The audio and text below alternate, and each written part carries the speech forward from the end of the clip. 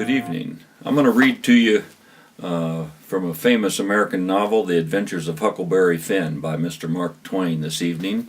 And we're going to zero in on chapter 15. And the chapter is called Fooling Poor Old Jim. And what has happened in the chapter is that Jim and Huck had been stuck out on a raft in the fog and they got separated.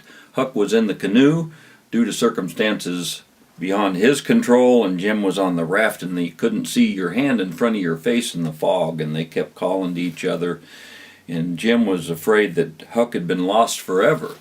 So when they finally got back together, Jim took a nap, and when he woke up, Huck tried to convince him that the whole thing had been a dream and that he was just imagining it.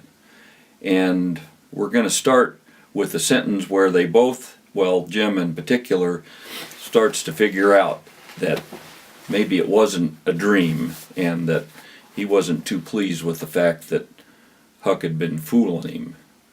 So they both learn an important lesson. We're going to start with the most important, well, one of the most important paragraphs in the novel. It's one sentence long.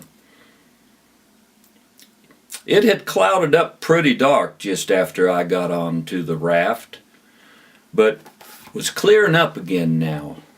Oh, well, that's all interpreted well enough as far as it goes, Jim, I says, but what does these things stand for?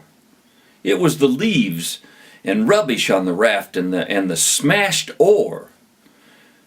You could see 'em first rate now that the fog had lifted.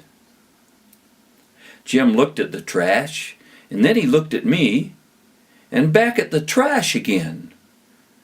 He had got the dream fixed so strong in his head that he couldn't seem to shake it loose and get the facts back into its place again right away.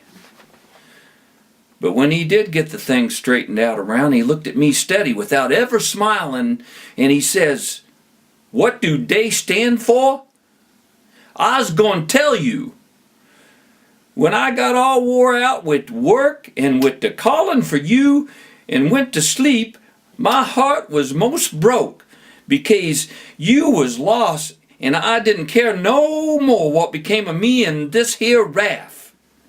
And when I wake up and find you back again all safe and sound, the tears come. And I could have got down on my knees and kissed your foot. I's so thankful. And all you was thinking was how you could make a fool of old Jim with a lie. That truck there on the raft is trash. And trash is what people is that puts dirt on their head of their friends and makes 'em feel ashamed." Then he got up slow and walked to the wigwam and went in without saying anything. But that was enough. It made me feel so mean I could almost kissed his foot to get him to take it back. It was 15 minutes before I could work myself up to go and humble myself to a nigger. But I done it, and I weren't ever sorry for it afterward neither. I didn't do him no more mean tricks, and I wouldn't have done that one if I'd have knowed it would make him feel that way. So, pretty important point of the novel. That's one of the first changes that Huck goes through in the novel in his concept of his African American friends, and in particular Jim on board that raft.